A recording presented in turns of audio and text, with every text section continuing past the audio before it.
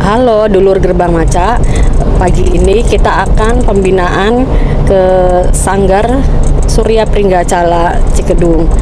Kami dari bidang pengelolaan perpustakaan dan pelestarian bahan pustaka akan memonitoring kegiatan duplikasi naskah kuno dan akan melihat proses digitalisasi naskah kuno yang dilakukan oleh Dreamsea. Ayo ikuti kami.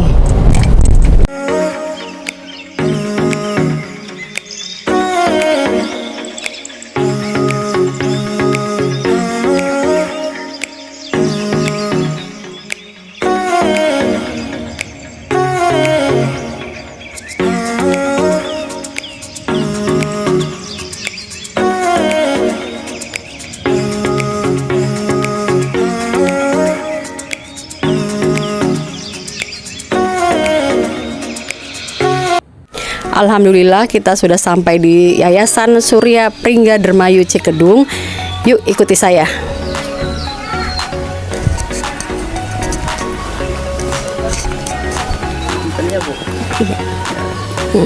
Assalamualaikum. Waalaikumsalam Bu, gimana kabarnya? Sehat, Mbak. Alhamdulillah sehat Bu. Alhamdulillah sehat. Iya Mbak, kita mau melihat ini yang duplikasi naskah kuno yang lagi dikerjakan sama Mbak Sri Tanjung. Ya, kebetulan kan ini koleksi-koleksi yang ada di Sanggar Bu. Ini naskah-naskah aslinya, koleksinya sedang kita kerjakan. Ada 4 naskah ya Bu ya, tahun ini untuk tahun ini 4 dikerjain. naskah. Iya. Itu ada lontar sama daluang. Iya, ada lontar sama daluang. Lontar sama daluang ya. Dan apa namanya, karena sedang ada tamu Dreamsea, jadi kami untuk pengerjaan menjeda waktu dulu gitu Bu. Iya, nggak apa-apa. Iya.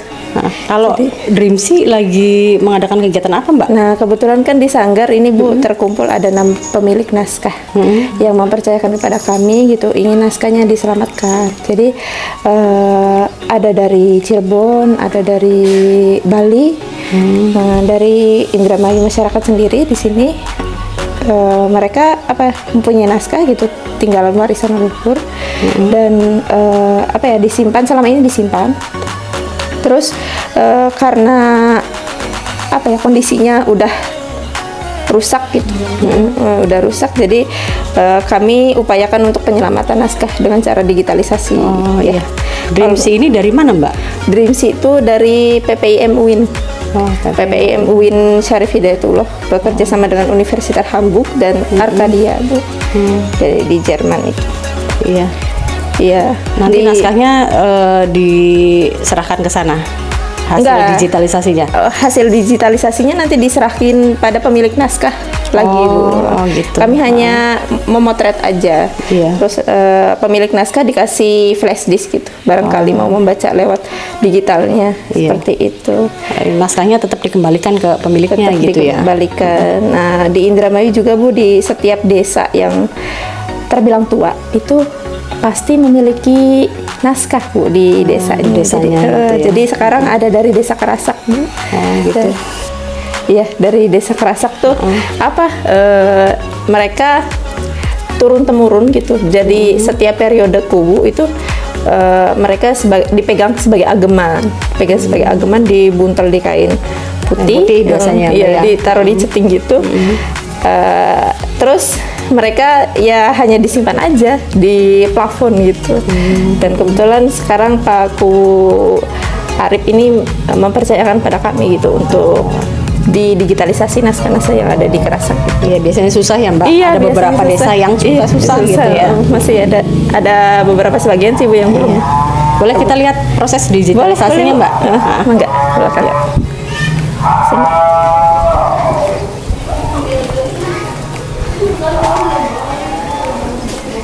Ini Bu Dilah proses digitalisasi yang dilakukan dengan Dreamsea gitu.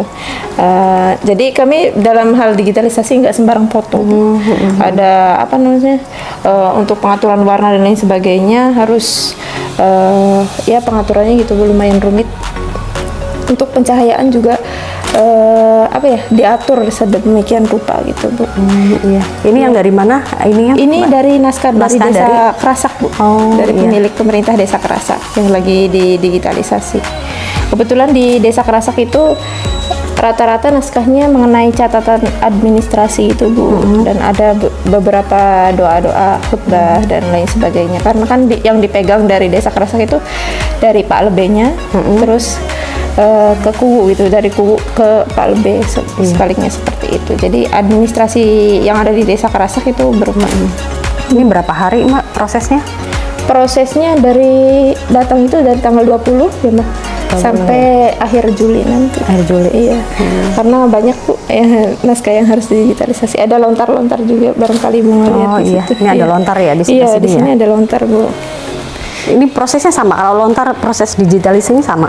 Sama. Satu-satu berarti ya dibuka Iya. dulu ya. Iya, dibuka dulu. Di sini ada.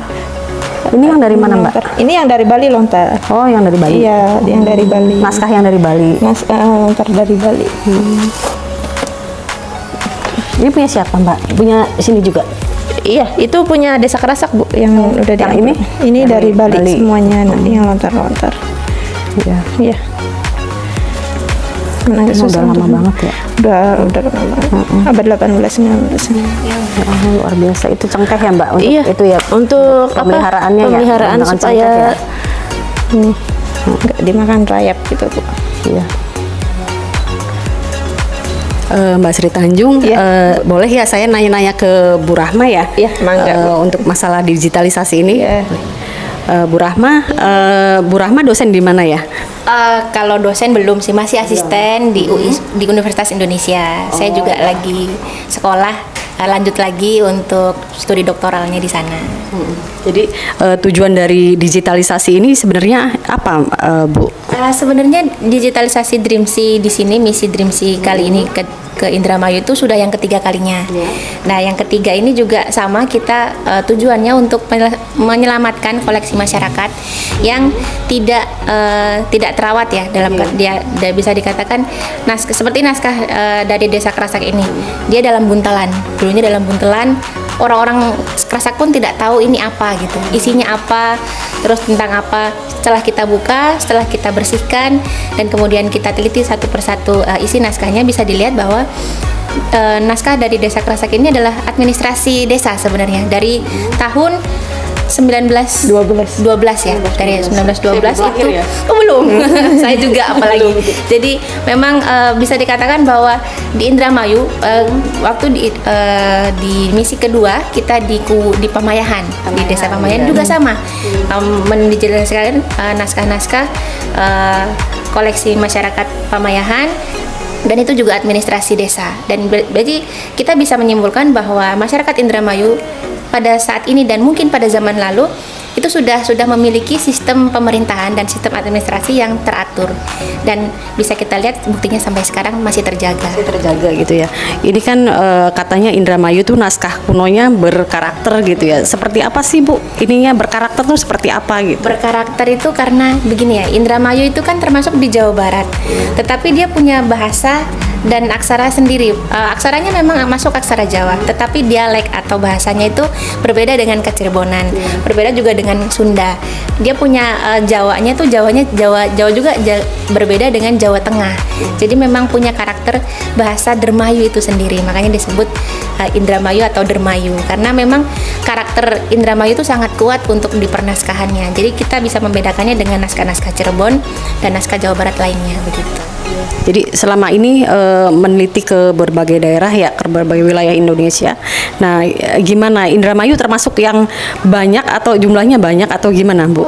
Kalau untuk Indramayu dari beberapa daerah yang saya datangi ya, misalnya ke Jember, ke Lombok, ke Sulawesi, ke Jawa Timur, Jawa Tengah, dan Indramayu ini termasuk salah satu tempat bisa dikatakan lumbung pernaskahan yang sebenarnya masih sangat banyak potensinya untuk kita ungkap, karena setelah digitalisasi ketiga, biasanya kalau saya misi itu cuma sekali aja biasanya cukup.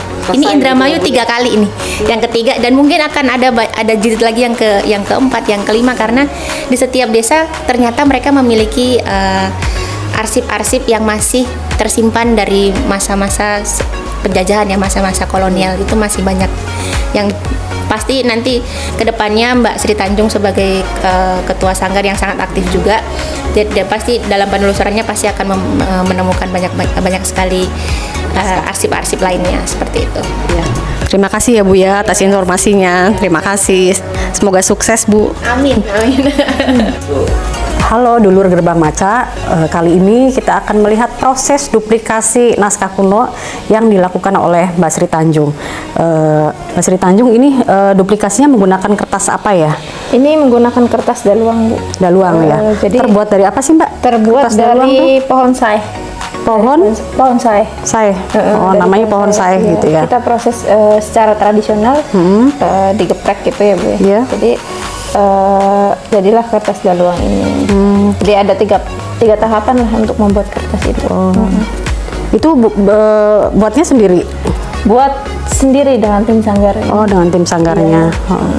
Jadi ini bahannya selain daluang apa aja?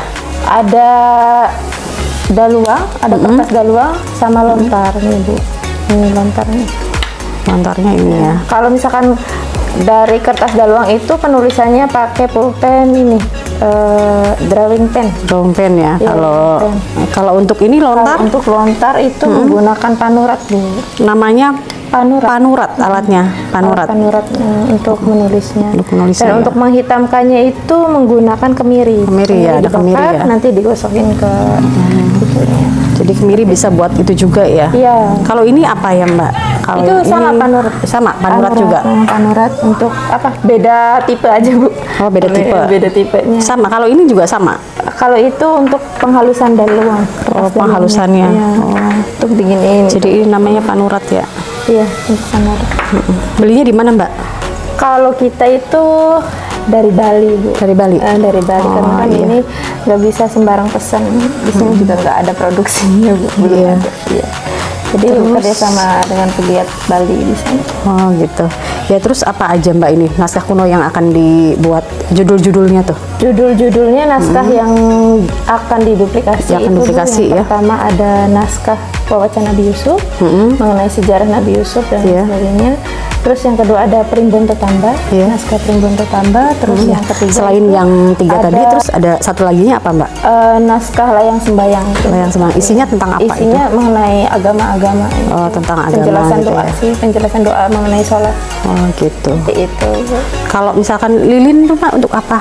Nah, lilin itu fungsinya tuh untuk membakar kemiri itu. Oh, bakar kemiri. Bakar kemiri. Jadi kita pakainya lilin. Jadi untuk memperjelas tulisan di Iya, untuk ini ya memperjelas di yang ada di lontar. gitu ya. Tintanya itu menggunakan kemiri. Kemiri. Kalau goresannya kan menggunakan panurat. Panurat ya. Iya. Jadi ada panurat, ada lontar, ada kemiri ada gitu ya. kemiri, ada kertas Ada daluang, kertas dan daluang lilin, iya. dan drawing pen. Kalau itu apa Mbak? Yang Ini? Ini hanya sebagai penghias aja sih. Oh. Dan kami itu menyalin atau menduplikasi naskah itu dilakukan secara tradisional gitu Bu. Jadi tidak ada cetak menyetak gitu, masih tradisional seperti yang dulu leluhur yang dilakukan gitu. Lain kali kita mau melihat itu Mbak, cara pembuatan kertas daluang boleh, gitu. boleh. Iya. Nanti kami siapkan. Iya, Iya. nanti kesini lagi. Siap, nanti kita siap. mau melihat proses pembuatan kertas daluangnya seperti Siap, apa. siap. Terima kasih nih Mbak Sri. Ya, Mbak Sri Tanjung, kalau untuk duplikasi sendiri satu naskah itu membutuhkan waktu berapa lama? Sebenarnya kalau satu naskah itu Bu, kita kan dikasih waktu tenggat bulan gitu ya. Bu. Iya, iya. Nah, 1 bulan itu saya untuk menerjemahkan naskah. Oh, 1 Karena bulan. kan dari naskah asli, naskah kuno itu masih menggunakan aksara lokal ya Bu ya. Iya. Kalau misalkan menyalin itu tidak mungkin dari aksara lokal kita langsung nyalin ke sini gitu. Iya. Karena untuk memudahkan kerja juga, jadi 1 bulan itu saya gunain untuk alih aksara gitu. Oh, untuk satu Nah, yang bulan berikutnya lagi baru untuk penulisan penyalinan gitu. Jadi 1 bulan, 1 naskah itu bisa sampai 2 bulan. 2 bulan. Oh, lumayan juga ya Mbak Lumayan, ya. Dan memang harus hati-hati ya. Iya. Nggak boleh melamun. Nggak boleh melamun dan nggak boleh salah ini. Nggak boleh salah gitu ya. Satu aksara juga Iya. nggak boleh salah. Jadi ya harus benar-benar titen gitu. Iya. Jadi harus mood gitu ya. Iya harus mood.